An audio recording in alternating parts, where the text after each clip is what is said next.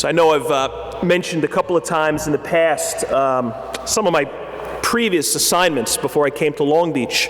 And right before I was here, or down at St. Mary's 8 years ago, I was working in the diocese in the vocations office. Essentially, I was the priest recruiter. My job was to try to get men in the seminary, ultimately to the priesthood. It was definitely not a sought-after job in the diocese. Pretty much nobody really wanted it because it's just kind of a tough job, I think for obvious reasons. Selling faith in this very secular culture, it's tough enough, right? I mean, just talk to parents trying to get their kids to go to church. Selling priesthood, kind of beyond tough. Anyway, I remember when I was, shortly after I was assigned, I was at this clergy conference out at Huntington, and been only on the job a few weeks, and a retired priest came up to me. He knew I was now the new vocation director, and he kind of made it a point to come over to me during a break, and he said to me two things. He said, "Remember, Brian, you're not selling cars." And then he said, "So tell them the truth. You're not selling cars, so tell them the truth." And I kind of knew, even at that point, what he was saying, because there was an element of the job. There was a pressure. There was a pressure, sort of like a little bit of a sales thing going on. I got to get numbers. I got to try and if you were meeting with a particular guy who you really thought was a strong candidate, it was like, man, I gotta seal this deal if I can. But his point to me was a great one, and it was basically this: don't try to hide the dents. Don't try to cover up the scratches when you're talking about priesthood. You're not selling a car. And it really was great advice. I never had trouble, anybody who would come to my office who's seeking out, a conversation about the priesthood. Well, I knew they were sold on the church, ministry, service, faith. They respected what priests did. I didn't have to convince them of any of that. They never even would have met with me if they were questioning those things. But most of my conversations with the guys who were most honest was pretty much, tell me about the scratches and dents. Like, honestly, tell me if I'll be happy in this life. Clearly, they were drawn toward it, but they weren't so sure it would completely fill them up, which was a completely legitimate question. So I really did try to be honest. The advice of that old priest was, I did remember it. And I just knew I wasn't going to be, you can't be like a used car salesman when you're talking about a life or a vocation. You got to be honest. And I really tried to be. I remember I would talk to them about times in my priesthood up to that point when it wasn't easy. There was a period of time where most of my friends were starting to have kids. In fact, I was baptizing most of them. And, there'd be times during that period when I'd be looking at these little kids and I'd be thinking, man, I wish I had my own. I'll know these kids and, maybe I'll be sort of like their uncle, but like they're not mine. And that stung. Living in rectories sometimes is no picnic. Think about it. You're a priest. You live with your boss. How many people do that? How crazy that is. You're just like, you're looking for trouble. I got to work for you all day long, and now I got to have dinner with you? And I got to live in the same house as you? These guys are lucky because they got a wonderful boss, the priest here, but no, I'm lucky because we're lucky to have a good house with good guys. But even that being the case, it's like, I'm sure I get on their nerves at points, and I kind of do have the final say, and having to put up with that. You got guys different ages and coming from different cultures. All of that's challenging. When I made a promise of obedience, I didn't think much about it when I was 27 years old when I promised obedience to the bishop. But as you get older, you start to be like, some of this is crazy. Like, that's sort of like, I promised away my life in some aspects. He could call me and in a heartbeat say, okay, I need you to go now. Go out to this part of the island and serve in this parish because I need you to do it right now. And hey, I may not be looking to do that. You get to a middle-aged point in your life and you're kind of looking for kind of consistency and autonomy, and you don't really have that as a priest. So I was honest about all this stuff. And I'd say, yeah, it's not easy. It's absolutely not easy. But when you make those sacrifices, you get something in return. You really do. And this isn't just a priest thing. This is a commitment thing. When you make sacrifices in life, you do get something in return. Think about a legitimate, authentic friendship. Think about a great marriage. Think about a great mother or father in relation to their kids. There's no way great appears in those descriptions if sacrifice isn't part of the equation. You're not great if you don't sacrifice. So I knew when I was talking to these guys, and I was honest about, the dents and the scratches of priesthood. I really did mean, and I still do, like, yeah, you're right. It's like there is sacrifice, but you do get something in return. We always do. It's like you lose this, but you get that. It's this gospel. It's exactly what Jesus speaks of in this gospel tonight. It says these Greeks, this group of Greek people they said they had come to worship at the Passover feast and they wanted to see Jesus. Well, we don't really know who these Greek guys were, except we can pretty much presume this. These guys were smart. They were educated. They were probably asking the right questions, the questions that smart people should ask about life. What makes for a purposeful life? How do I find meaning in my life? What's the right way to do it? These guys were searching. They heard about Jesus, and now they want to meet him. I mean, can you blame them? So I guess they knew Philip, and they say to him, hey, you know him. Can you hook us up? Can you get us a meeting with him? So Philip's like, let me see. So he goes to Andrew, and Andrew's like, I don't know, let's go see. So the two of them go to Jesus, and they basically say, hey, can you meet up with these Greek guys? They want to pick your brain. Can you free up your calendar a little bit for them? And then his response is what's really kind of strange. He doesn't even answer the question. He never says, yeah, sure, bring him in. He also doesn't say, no, I can't be bought. He doesn't answer the question. But then he starts talking about death and sacrifice. He says, unless a grain of wheat dies, there'll be no life. No life, no fruit, unless there's some element of death. That's what he says when they're asking about hooking him up with these guys. It's like lose your life in this world, and you're going to gain it in the next. I mean, we all believe that. We believe in heaven. If I do it right here, I will spend eternity there.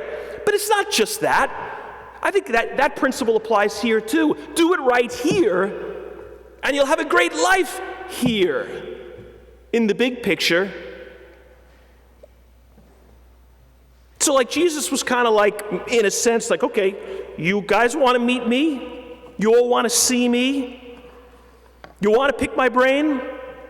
Well, this is it. This is my brain. This is what I'm about. No sacrifice, then no life. Good luck if you're not willing to embrace sacrifice in the course of your life. In other words, I think it's like to become who we were meant to be, something's got to die.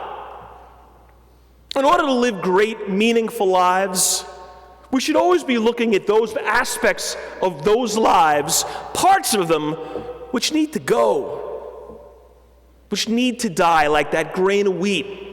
And that's usually wrapped in some kind of sacrificial thing. That's his response to, hey, Jesus, we'd like to meet you. He's like, okay, no pain, no gain. It's pretty much what he says. That's the secret to life. You guys remember David Wright, the great Met third baseman? Retired a couple of years ago, sadly, because his career was cut short. He was very young still, but he just had multiple injuries. They said that he would have, had he not been hurt and he had played a full career, he probably would have made the Hall of Fame. That's how great his numbers were for like the first half of his career, or for all of his career, really, but it was cut so short. That's how good he was. I remember reading an article about him, back when he was playing, and they were describing at one point in this article what he was like when he was in high school, kind of his work ethic. This sacrifice thing was very real to David Wright. It says David Wright probably spent more time in the batter's box than any high school player of his era. Besides team batting practice and his own work in the local batting cages, he arranged his class schedule at Hickory High School so he could get an extra hour of hitting in the afternoon. He would snag a teammate and a bucket of balls, and they would take turns throwing to each other, even on a game day, always on an off day. And then this is what he said. This is Wright. I remember days when it was tough to stick with the program. It seemed like everybody else was at the beach or the mall or doing something fun, and I was at the gym or at the field, and it wasn't easy. But what they say about no pain and no gain, I think that's true. I think it's proved true for me. The pain was worth it. And this isn't just about baseball. If you haven't gotten a bulletin tonight, grab it on your way out. Check out the front page of it, the cover of it. If you got it with you, take a look at it now. The picture is from last week. I took it. I was standing in the lobby during, midway through Mass, and I saw in the corner of the lobby there was that lacrosse equipment. Some kid left his equipment in the corner there. Presumably he was in here in the church. Presumably he had practice or a game, and he made time to be here.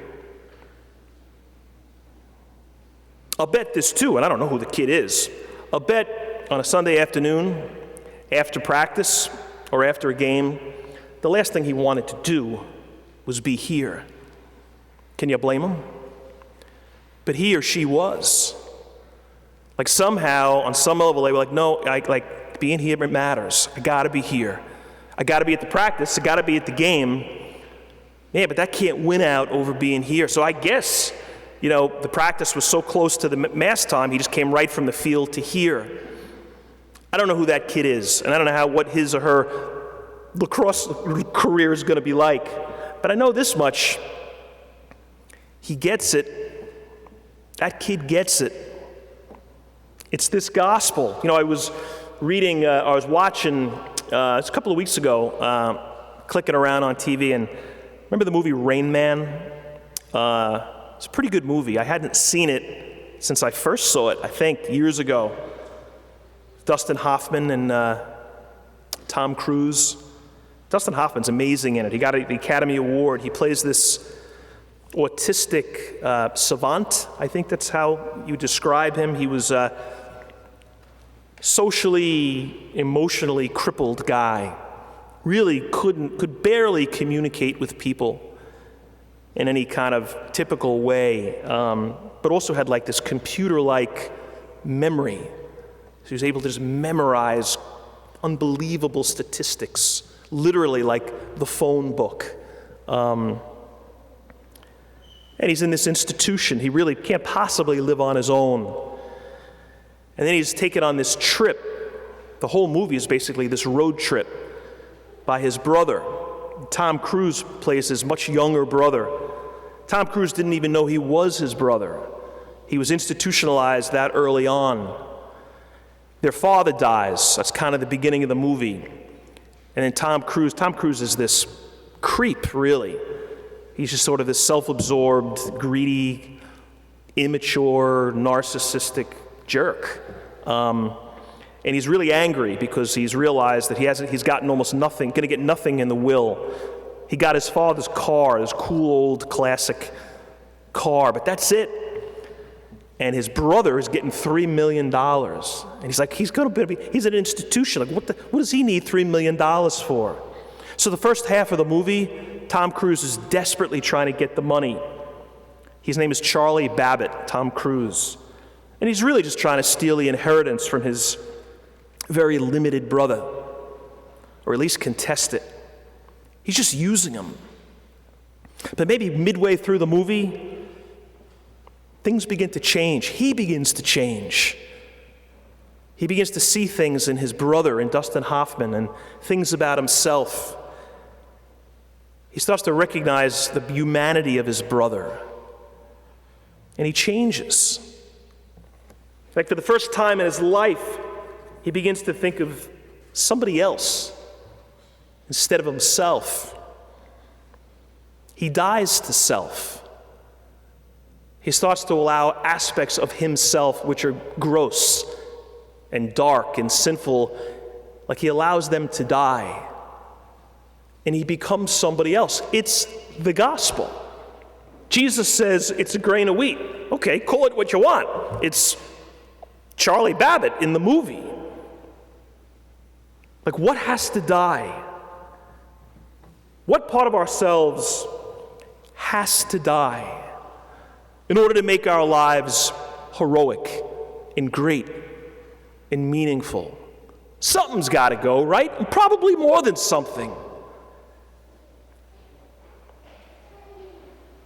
It's like what that priest, that's what I kind of used to say to these prospects. Like, when we sacrifice, when we serve others, something happens. We get something in return. We get a better life. And if we play it out through our entire lives, says Jesus in his gospel, we get eternal life. But way before that, in this life, the more we sacrifice for others, the better this life is. And that crashes right in the face of a selfish culture, a culture which doesn't even believe in God, let alone virtues like this gospel. Sir, we would like to see Jesus. What an important question. What a great Lent question. We want to see Jesus. We want to pick his brain. We want to know what he's about.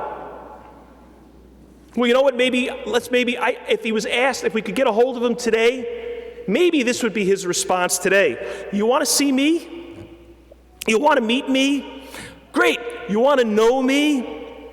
You want to know what I'm about? Go watch Rain Man. Become Charlie Babbitt or David Wright